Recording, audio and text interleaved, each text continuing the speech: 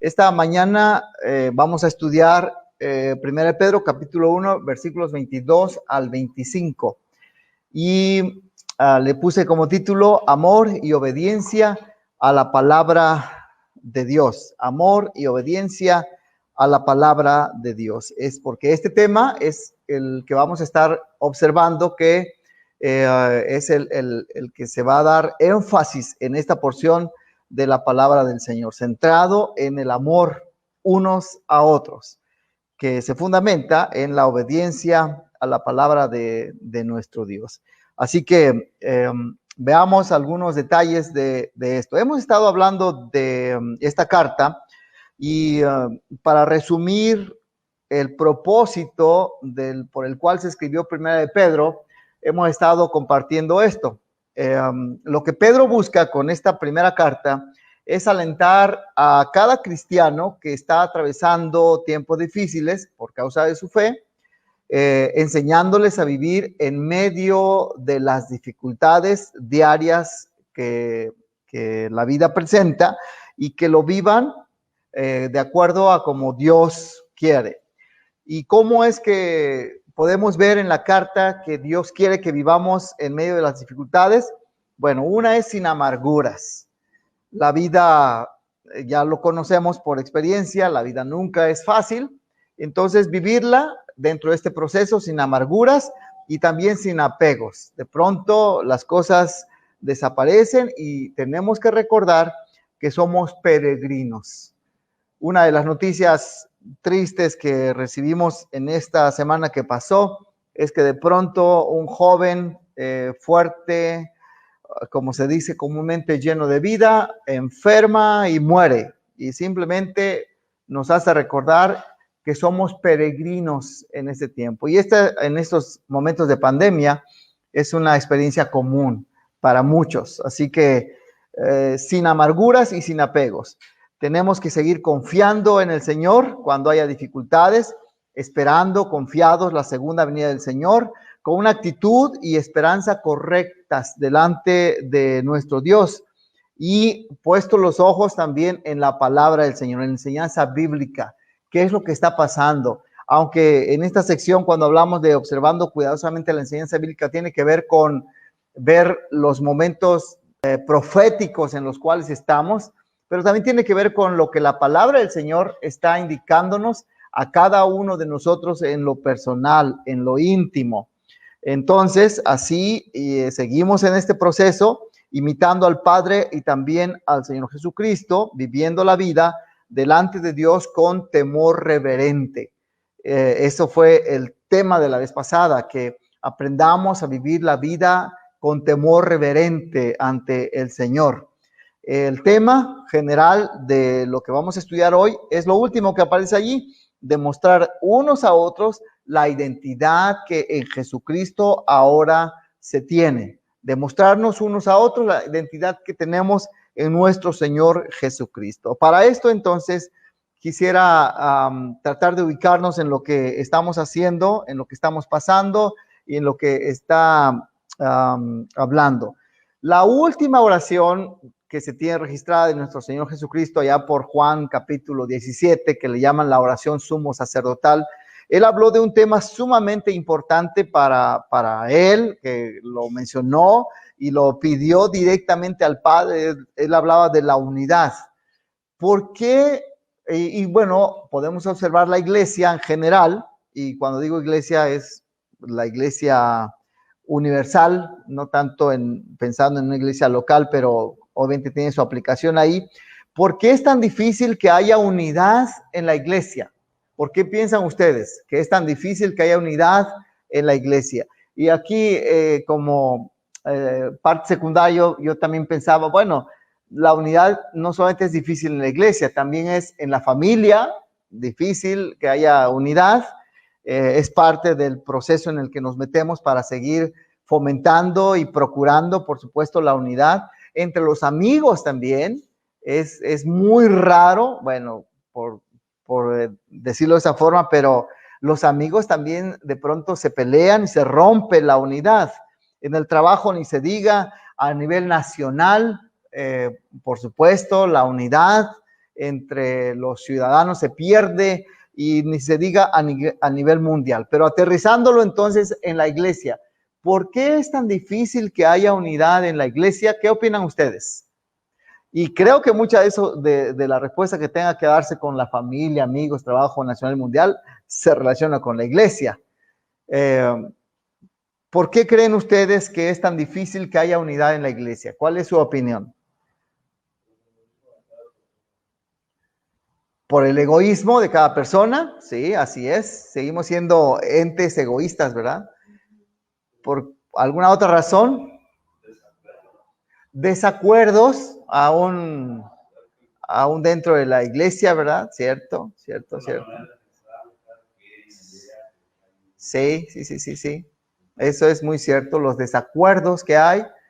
Tiene razón en que de pronto hay un grupo que piensa de un modo y hay otro grupo en la iglesia, espirituales los dos, pero que piensan diferente.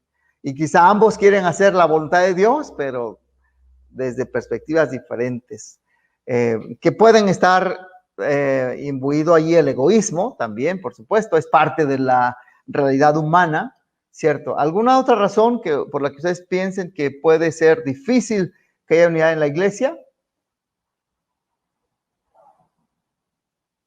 Porque cada persona individualmente defiende una postura por encima de lo que la Biblia.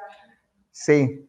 Esa es una muy buena razón por la cual se pierde la unidad, porque de pronto la Biblia dice una cosa, pero yo creo que las cosas se deben hacer de X o Y circunstancia, y de pronto pongo lo que yo creo que se tiene que hacer por encima de lo que la Biblia dice. Sí, eso es cierto también. Se pone mi opinión encima de lo que la Biblia dice, y quizá ahí es donde entra el tema que vamos a desarrollar ahora, la obediencia a la palabra de nuestro Dios. Eso es cierto también. Hice otras preguntas que tienen que ver con ya para ir orientándonos un poco al tema que vamos a ver esta mañana, pero ¿qué piensan ustedes que es lo que nos motiva a buscar el bien de los demás?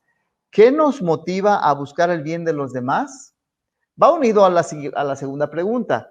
¿Qué nos impulsa a mostrar amor hacia nuestro prójimo?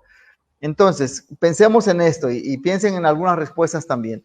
Los que están escuchando en Facebook, por favor, escriban ahí alguna respuesta y podemos también comentarla o también después dar alguna respuesta de lo que está ahí. Pero ¿qué nos motiva a buscar el bien de los demás? ¿Qué nos impulsa a mostrar amor hacia nuestro prójimo? ¿Tiene usted alguna opinión de esto?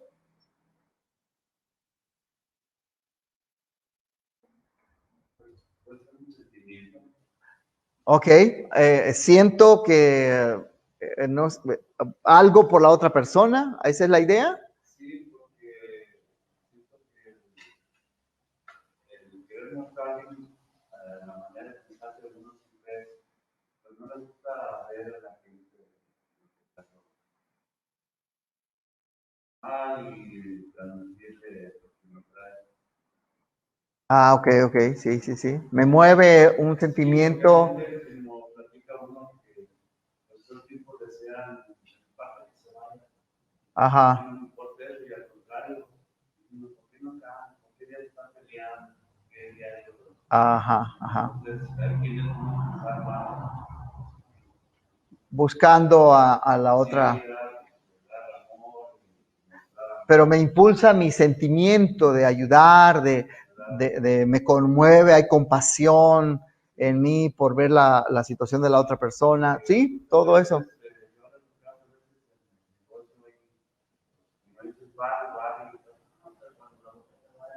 Sí. Sí. Sí, muy bien, está bien. Esa es una motivación que muchos podemos tener. ¿Alguna otra motivación que ustedes piensen que tenemos para buscar el bien de los demás o para mostrarles el amor a los demás? Ok, eso puede ser otro aspecto que va más allá de mi emoción, por obediencia. Obedezco, soy motivado por el Señor a que yo haga algo que entiendo que debo de hacer por sujeción a lo que Dios dice, simplemente. Eso también es válido, ¿cierto? Ahí motivado por una responsabilidad que yo creo tener delante de Dios. Eso también es válido. Estamos viendo, por ejemplo, en la mañana, lo que significa piedad, ¿verdad? Entonces uno, inclusive la que uno debe ejercitar, ¿verdad? Uh-huh. Piedad, o sea, no es un, Ok. digo, todos tenemos ¿cómo decir? Las cualidades para la piedad, entonces es cosa de ejercitarla, porque dice que es la verdadera forma o la forma correcta de adorar a Dios. Sí, sí, sí, sí. Y precisamente este ejercicio de la piedad implica que hay piedad para que se pueda realizar pues el ejercicio, en este caso, como usted lo menciona, el ejercicio de la piedad. Ejercítate en la piedad. Es decir, sabes de qué se trata este punto. Y por supuesto tiene que ver con la relación que tengo con el Señor. Bueno. Porque el ejercicio, vamos a incorporarse para nada, se aprovecha, ¿verdad? Sin embargo, la vida tiene implicación eterna. Ok, sí. Y es ahí donde sabemos que el mostrar el amor a nuestro prójimo, pensando en este aspecto que usted acaba de mencionar, las implicaciones eternas, es por quién me estoy relacionando o por quién o quién me está impulsando a que lo haga. Va más allá de la vida humana, de mi interés humano. Ese sería un buen punto. Bueno, el apóstol Pedro, en este pasaje que quiero que otra vez leamos, que lo tomemos en cuenta ahí porque lo vamos a desarrollar, dice así: puesto que en obediencia a la verdad, y noten otra vez ahí cómo se mete este aspecto de la obediencia, puesto que en obediencia a la verdad, ustedes han purificado sus almas para un amor sincero de hermanos. Ámense unos a otros entrañablemente, de corazón puro, pues han nacido de nuevo, no de una simiente corruptible, sino de una que es incorruptible. Es decir, mediante la palabra de Dios que vive y permanece, porque toda carne es como la hierba y toda su gloria como la flor de la hierba. Sécase la hierba, cáese la flor, pero la palabra del Señor permanece para siempre.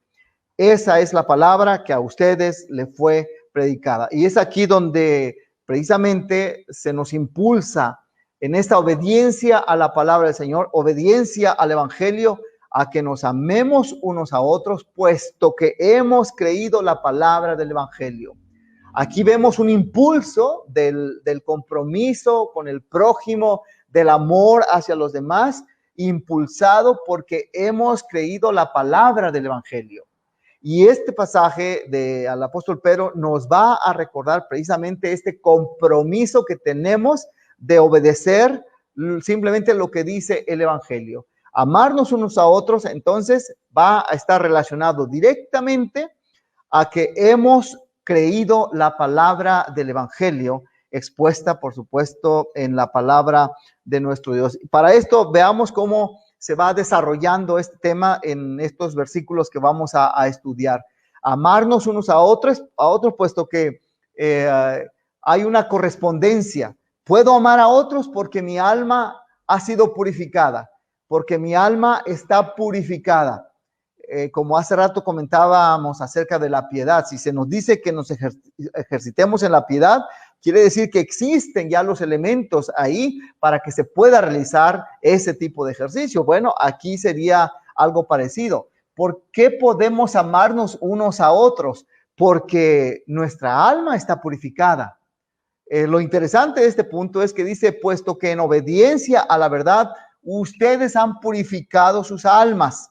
Aquí lo que nos llama la atención y está marcado aquí en el cuadro es que este aspecto de la obediencia el apóstol ya lo ha estado manejando desde el capítulo 1, versículo 2, cuando dice, según el previo conocimiento de Dios Padre por la obra santificadora del Espíritu, para obedecer a Jesucristo.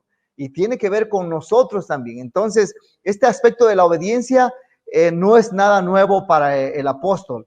Aquel que es creyente ya va implícito en su relación, en la relación que tiene con Dios, la obediencia. El versículo 14 lo vuelve a decir porque menciona así: como hijos obedientes, no se conformen a los deseos que antes tenían en su ignorancia.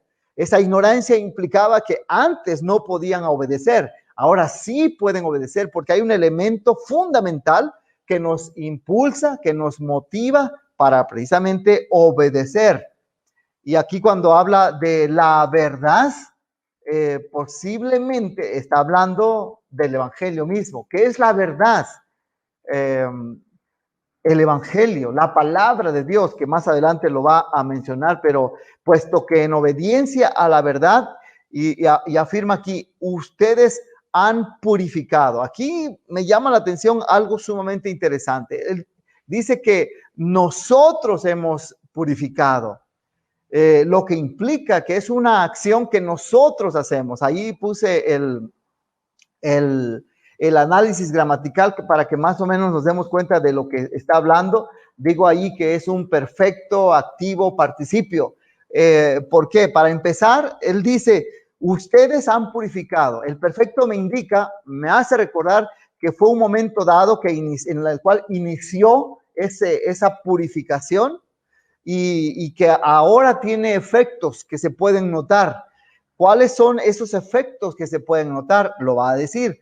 El amor de unos a otros, y eso se puede notar ahora. ¿Por qué puedo amar a otro, unos a otros, en el amor divino en este caso? Bueno, porque comenzó un proceso antes en mi vida, esa purificación. Y además de eso, note por favor, dice ahí que es de voz activa, lo que quiere decir que es algo que yo comencé a hacer. Es como lo que mencionaba hace un momento allá el apóstol Pablo en 1 Timoteo. Ejercítate para la piedad. ¿Quién se tiene que ejercitar?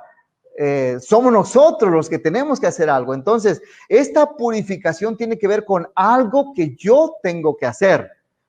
El punto es, ¿qué es lo que lo impulsa? ¿Qué es lo que lo hace?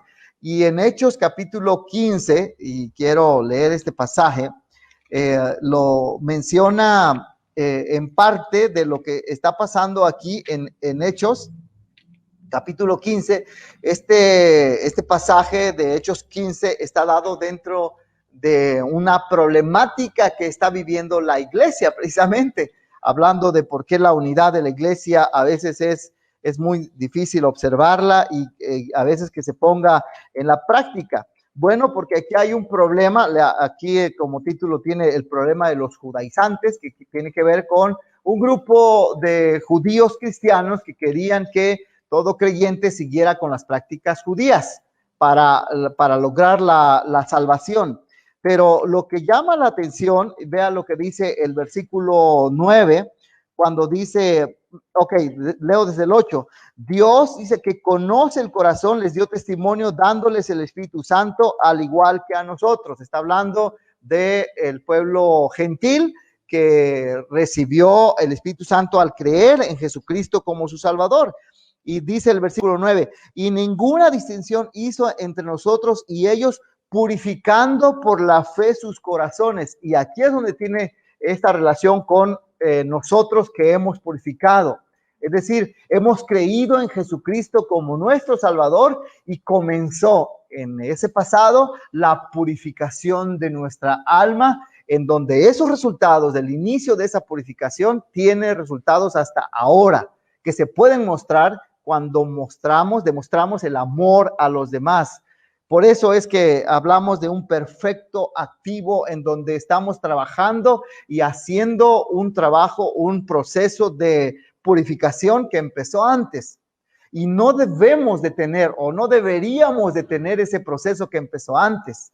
La propuesta del apóstol Pedro en este punto es que nos amemos unos a otros. Y esto va a seguir provocando eso. El participio simplemente me recuerda que es algo que debe ser característico de la persona, de aquel que ha creído en Jesucristo como su Salvador. Y noten otra vez, leo esta porción, puesto que en obediencia a la verdad, ustedes han purificado sus almas, y dice, para un amor sincero de hermanos. Interesantemente, para demostrar esa purificación que está en nuestras almas, que está en ese proceso y que puedo ver los resultados ahora, el apóstol Pedro va a utilizar la palabra Filadelfia, dice ahí, el amor entre hermanos, amor entre hermanos, eso significa Filadelfia, amor filial, amor entre hermanos. Pero noten por favor cómo el apóstol Pedro utiliza dos formas de decir amor. Amor de Filadelfia, amor filial, amor entre hermanos, pero también dice, ámense unos a otros entrañablemente. Este amor es diferente porque aquí es el amor ágape, allí como lo marqué también. Ámense vienen de agapao, un amor que es como el amor de Dios, un amor que no está sujeto a condiciones. Por eso se le llama a veces amor incondicional. Pero ese amor incondicional se manifiesta en relación con el amor entre hermanos. Un amor sincero de hermanos. Ámense unos a otros. Y noten, por favor, otra vez cómo el apóstol Pedro antes ya ha hablado de mandatos firmes acerca de lo que el creyente tiene que hacer con relación a Dios. Por ejemplo, en 1:13 aparece el primer imperativo, el primer mandato, cuando dice, sean sobrios en espíritu, pongan su esperanza completamente en la gracia que se les traerá. Es decir, un mandato, pongan su esperanza.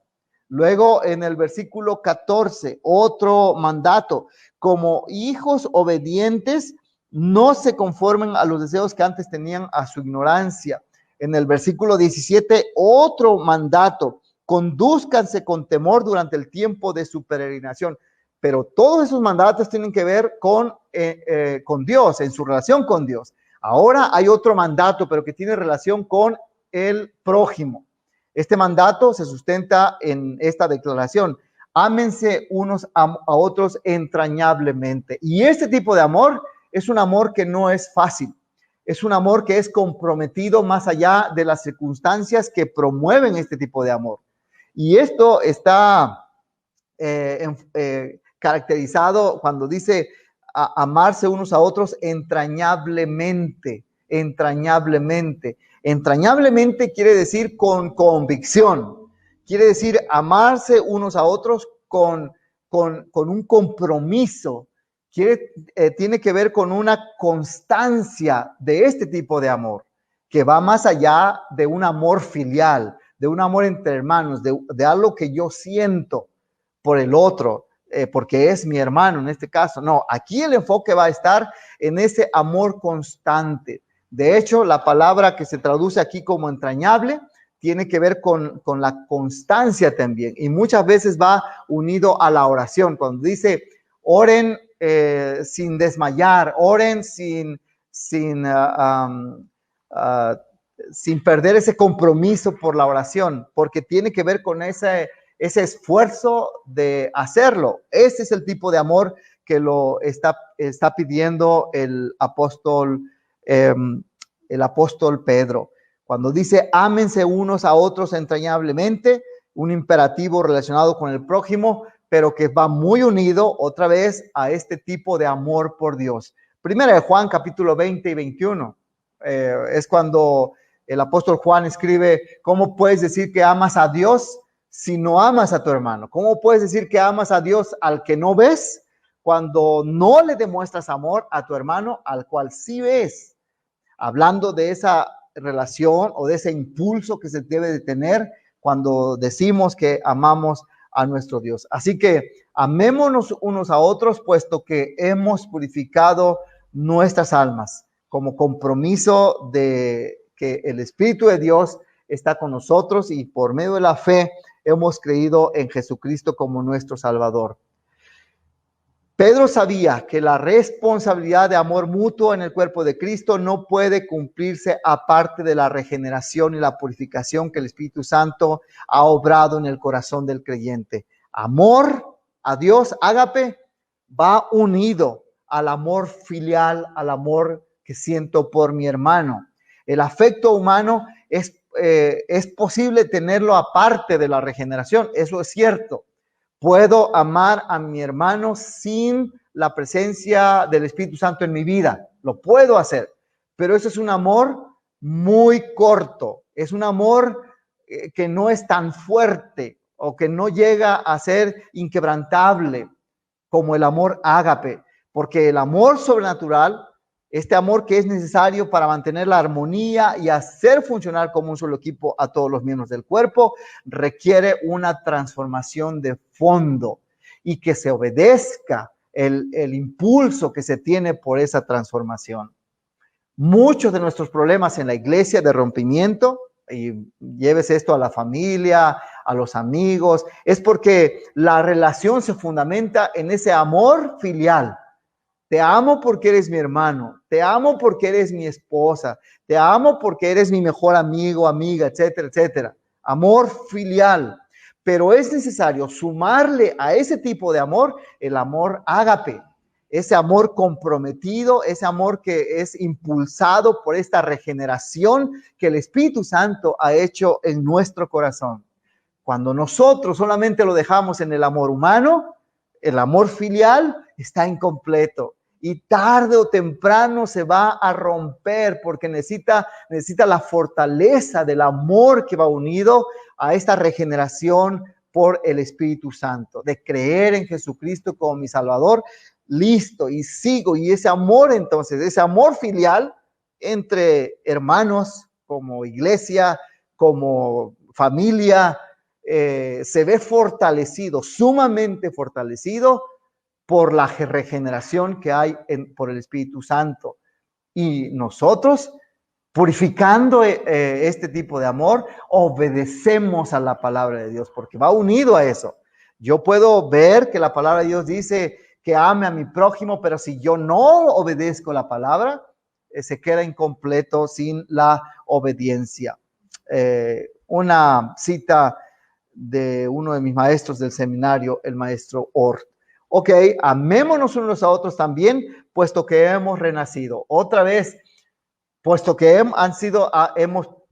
tenemos el alma purificada, pero también porque hemos renacido. Y otra vez, pues han nacido de nuevo, está unido a ámense unos a otros. ¿Por qué puedo amar filialmente a mi hermano? Porque he nacido de nuevo.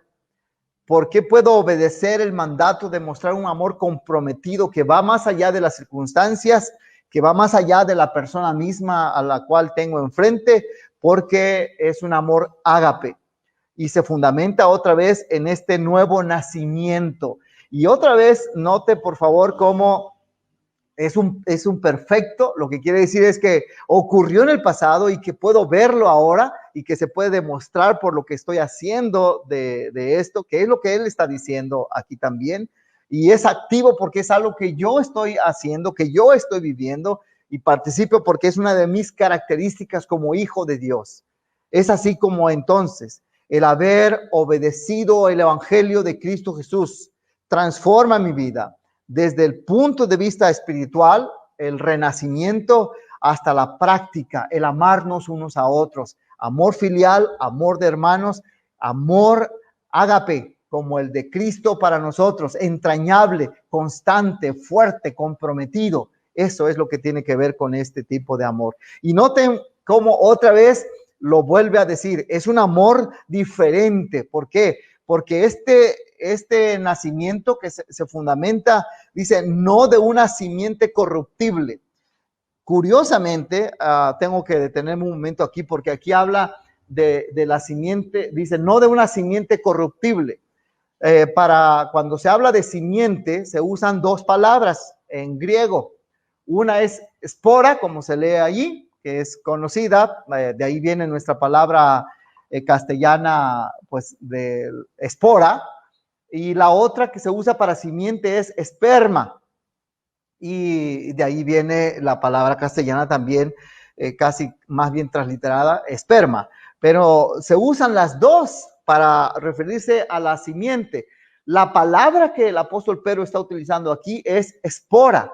¿Y por qué usa espora en lugar de esperma? Cuando dice no de una espora corruptible. Así es como él lo dice. No dijo no de un esperma corruptible, no, espora, porque generalmente se pueden usar intercambiablemente, pero hay una diferencia, digamos que puede ser válida aún en este caso, porque espora se refiere al proceso por el cual se siembra la semilla, y esperma se refiere a la semilla en sí. Entonces, espora es el proceso.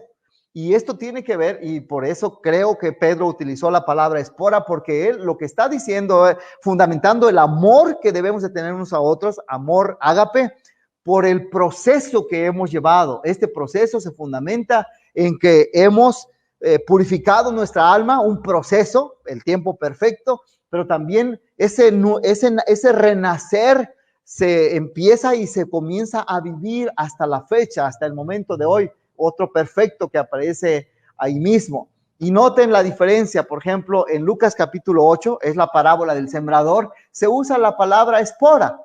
Cuando dice el sembrador salió a sembrar, la semilla que se sembró, porque está enfocándose al proceso de la siembra. Pero en Gálatas capítulo 3, y este pasaje sí quiero leerlo, en Gálatas capítulo 3, versículo 16, aquí vean cómo aquí sí se usa la palabra esperma, porque por lo que va a decir el apóstol Pablo aquí, dice en el versículo 16, ahora bien, dice, las promesas fueron hechas a Abraham y a su descendencia. Aquí es donde se usa la palabra esperma, porque se está enfocando en la semilla, en la descendencia, no en el proceso de, sigo leyendo ahí, dice, no dice y a las descendencias, o sea, no dice a las esporas, no habla del proceso de siembra, sino habla de la semilla en sí. No dice y a las descendencias como refiriéndose a muchas, sino más bien a una y a tu descendencia, o sea, a esa semilla que es Cristo Jesús. Ahí está la gran diferencia entre espora y esperma, porque cuando el apóstol Pedro está utilizando la palabra espora, lo que quiere decir es que hay todo un proceso por medio del cual nosotros podemos llegar al resultado final, que es amarnos unos a otros de acuerdo al amor de Cristo, al amor de Dios por nosotros. Ese amor que se ve manifestado en Juan 3:16, por ejemplo, porque de tal manera amó Dios al mundo que entregó a su Hijo Jesucristo, porque lo entregó por el mundo, por la humanidad caída, pecadora. ¿Cómo es capaz Dios de demostrarnos ese tipo de amor? Porque es un amor comprometido, ágape, que va más allá de las circunstancias, que va más allá de la persona que se ama.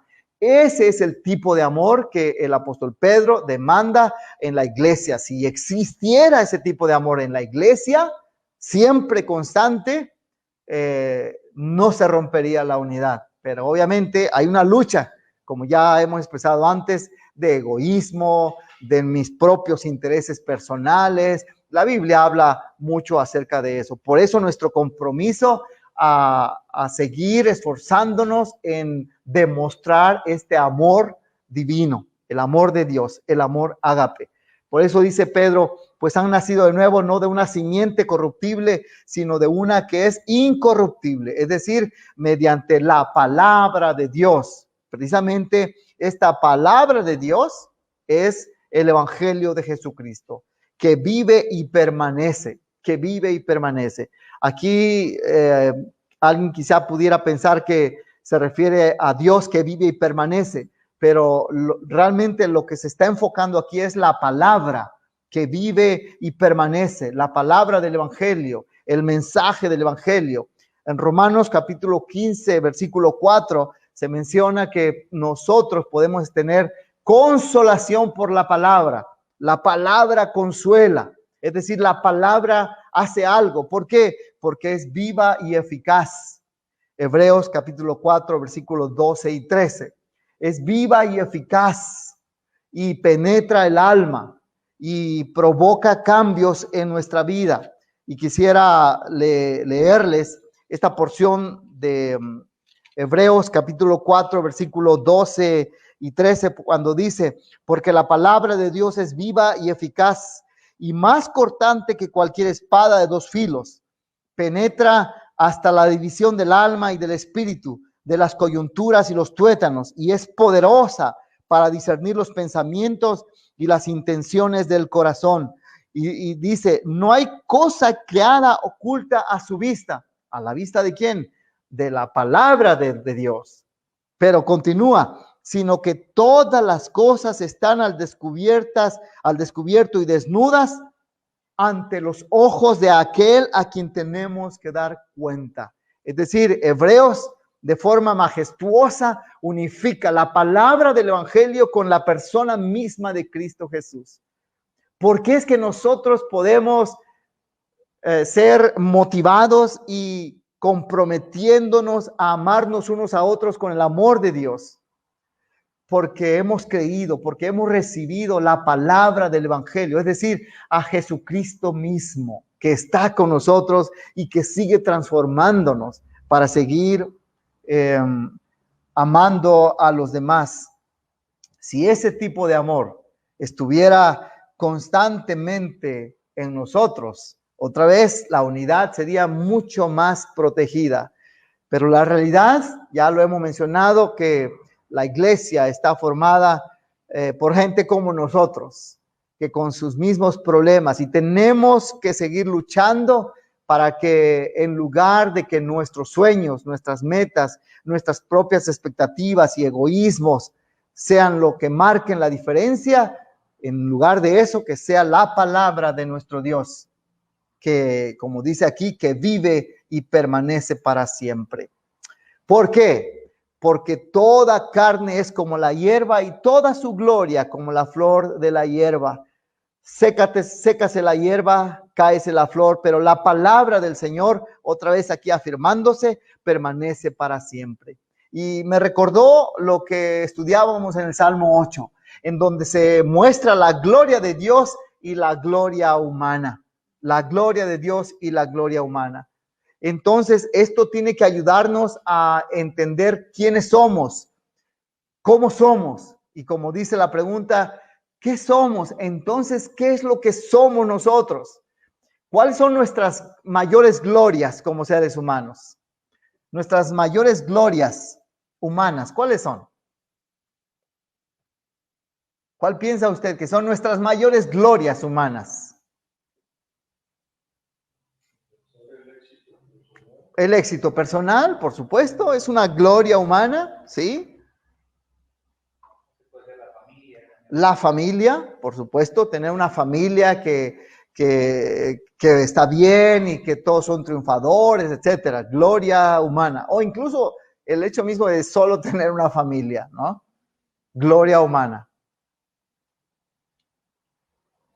¿Otra gloria humana? Muy bien, sí. Graduarse, matrimonio, la salud misma, no me enfermo, etcétera. La juventud, ¿no? Aún la fortaleza ya en la senectud también puede ser una gloria humana. ¿Perdón? Ganar una competencia, gloria humana, sí, sí, sí. Permanecer con vida mientras otros han muerto, por supuesto, gloria humana. Noten lo que dice este pasaje tomado de Isaías 40. Toda carne es como la hierba. Toda gloria humana es como la hierba. Y el paralelismo la describe. Toda su gloria de la carne, del ser humano, es como la flor de la hierba. sécase la hierba, cáese la flor, la realidad de la gloria humana que pronto desaparece, pero la palabra del Señor permanece para siempre. Me gustó esta frase de este escritor Biersvik que dice: todo lo que nace de la carne está destinado a morir y descomponerse. Y cuando hablamos de la carne, hablamos de nuestras propias glorias humanas. Todos los alcances, todos los éxitos, todo lo que yo haga en contra de mi hermano, porque le gané, porque tuve mayor éxito que él, porque estoy sano, etcétera, etcétera. Todo lo que nace de la carne está destinado a morir y descomponerse. Esto explica por qué la humanidad no puede sostener la civilización. Todo se basa en carne humana y está destinada a desbaratarse. Si tratamos de fomentar la unidad en la iglesia a base de nuestro primer nacimiento, fracasaremos. Pero si edificamos la unidad a base del nuevo nacimiento, triunfará. Todo creyente tiene el mismo Espíritu Santo viviendo dentro de sí. Invocamos al mismo Padre y participamos de su naturaleza divina. Por eso es que si tratamos de fomentar la unidad en la iglesia a base de nuestro primer nacimiento, fracasaremos. Y eso mismo lo podemos llevar a la familia, a las relaciones interpersonales, a la relación con los amigos, a todo eso. Si fundamentamos el tiempo de paz, la correcta relación, la unidad en las glorias humanas, pronto se marchitará. Por lo tanto, necesitamos algo más grande, y es la propuesta del apóstol Pedro. Ámense unos a otros con el amor divino, con el amor de Dios, con el amor ágape. Esa es la propuesta del apóstol. Por eso termina diciendo así: esa es la palabra que a ustedes les fue predicada. Y esto se fundamenta en lo que estoy tratando de decir. ¿Quiénes somos? ¿Cómo encontramos nuestra identidad? Porque muchos de los rompimientos de la unidad tienen que ver, como lo decíamos en un inicio, siguiendo nuestras propias expectativas, siguiendo mis propios anhelos y deseos, en contra, por supuesto, del otro grupo, que también tiene sus propias expectativas, o la otra persona, que también tiene sus propios intereses. ¿Quién soy? Tengo que aprender a encontrar mi identidad. Y aquí me llamó mucho la atención esto que aparece aquí en este versículo, en la última parte del versículo 25. Esa es la palabra que a ustedes les fue predicada. Y la identidad la fundamento en estos aspectos. Puse la oración griega porque quiero que noten en dónde va a ustedes. En el español dice, esa es la palabra que a ustedes les fue predicada, pero en el griego dice, esa es la palabra que fue predicada a ustedes, dándole la fuerza, dándole el énfasis. Y si regresamos un momento a todo lo que el apóstol Pedro ha estado mencionando aquí, notamos cómo el apóstol tiene especial cuidado en colocar este pronombre, dándole la fuerza del interés de Dios para nosotros. Por ejemplo, en 1:4, cuando dice, para obtener una herencia incorruptible, inmaculada y que no se marchitará, reservada en los cielos para ustedes. Y eso debiera de comenzarnos a dar una identidad. Dios se enfoca tanto en mí que otra vez me tiene una herencia incorruptible, inmaculada y que no se marchita, reservada en los cielos para mí.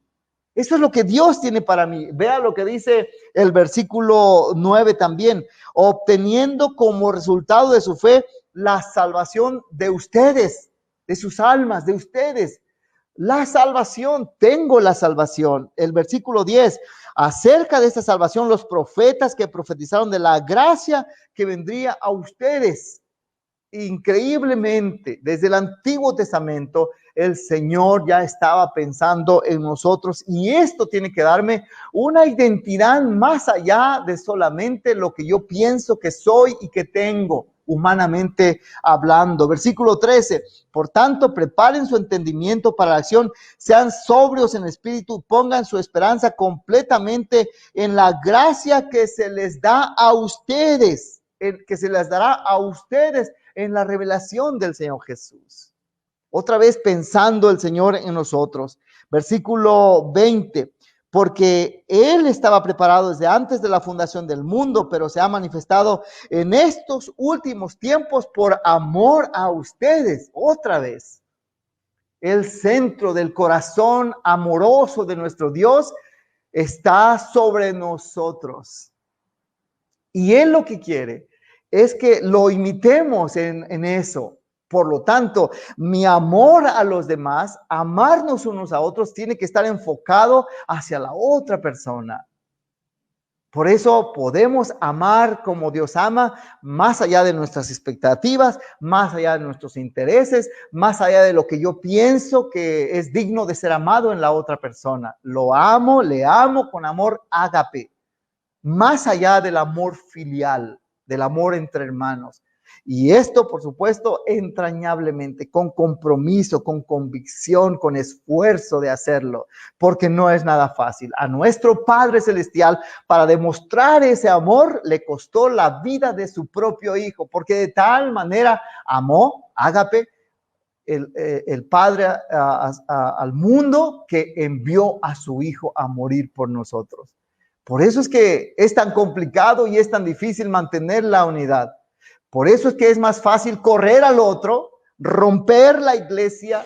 Por eso es más fácil que haya pleitos entre hermanos que imitar al Padre Celestial. Pero la tarea nuestra es imitar al Padre Celestial, porque al final de cuentas es en Él, es en el Padre con el cual yo termino siendo. Vea lo que dice primera a los Corintios capítulo 1, y creo que este pasaje de la palabra del Señor nos recuerda nuestra posición, nuestra situación, pero en dónde estamos en este momento. Pues consideren, hermanos, dice el apóstol Pablo, su llamamiento.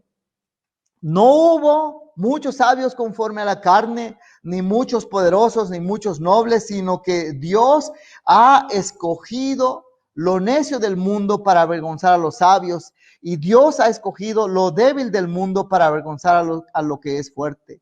También Dios ha escogido lo vil y despreciado del mundo, lo que no es, para anular lo que es, para que nadie se jacte delante de Dios. Y parece como si de pronto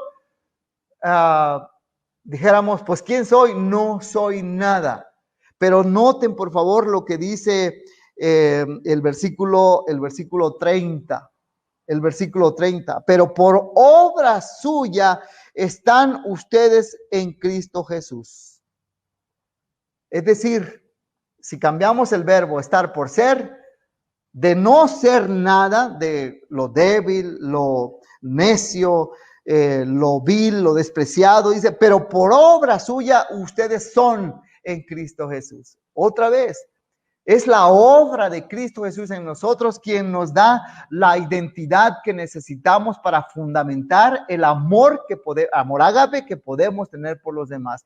Cuando no sabemos y no entendemos quiénes somos en Cristo Jesús, entonces nuestro esfuerzo radicará en romper la unidad, en ganarle al otro, en lastimar al otro, en que no nos importe si la iglesia se divide, porque no hemos entendido quiénes somos en Cristo Jesús. La propuesta del apóstol Pedro es que entendamos eso de acuerdo a lo que Cristo ha hecho por nosotros.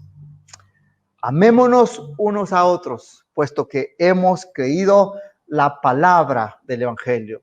Dicho de otra forma, porque somos en Cristo, porque hemos renacido, porque somos nueva creación, porque al final de cuentas Jesucristo dio su vida por nosotros y lo hemos creído. Amémonos unos a otros, puesto que hemos creído la palabra del Evangelio. ¿Qué hemos aprendido hoy?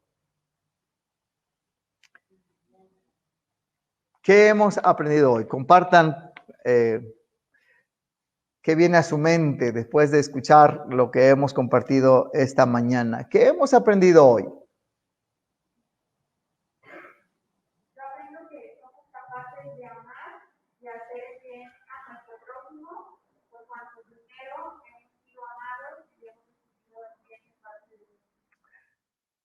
Creo que esa es una muy buena aplicación de lo que hemos visto. Cuando dice nosotros amamos porque sabemos, entendemos, somos conscientes que Él nos amó primero.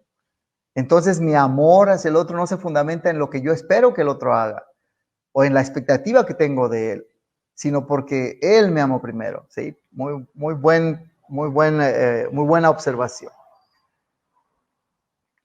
¿Alguien más quiere compartir qué le llamó la atención? Tenemos que estar constantemente fijando nuestros objetivos de nuestro proceso. Tenemos que comunicarnos y buscar nuestros propios. Así es, así es. Este compromiso precisamente con estos, con el hecho de seguir de obedecer la palabra, está englobado con el amor fraternal, pero también el amor de Dios. Ambos son necesarios, pero el amor fraternal no puede sobrevivir sin el amor de Dios, que ha implantado ahí. Pero eso es lo que tenemos que trabajar, como bien dijiste. ¿Sí? Sí. No olvidarnos de que es más fácil por las glorias humanas hacernos a un lado de esa gloria divina, ¿no? Cierto, muy bien. ¿Alguien más? ¿Qué aprendió hoy? Yo que es algo natural el amar como Dios nos ama, que realmente es algo que viene de nuestra naturaleza espiritual, del Espíritu Santo, pero que realmente si nosotros no nos dejamos guiar por el Espíritu Santo es algo imposible. O sea, realmente nuestra tendencia siempre va a ser amar de manera egoísta. Entonces tenemos que luchar cada día de alguna manera contra esa tendencia. Sí, así es. Y pensando en esto, por eso le llamé a la enseñanza amor, obediencia y palabra de Dios, porque va incluido la obediencia a la palabra de nuestro Dios. Por esa razón, amémonos unos a otros, puesto que hemos creído la palabra del Evangelio. El fundamento de obedecer la palabra está en que he creído, en que he renacido, en que he purificado al creer en Jesucristo como mi Salvador. Que el Señor nos ayude para cumplir este propósito en nuestra vida.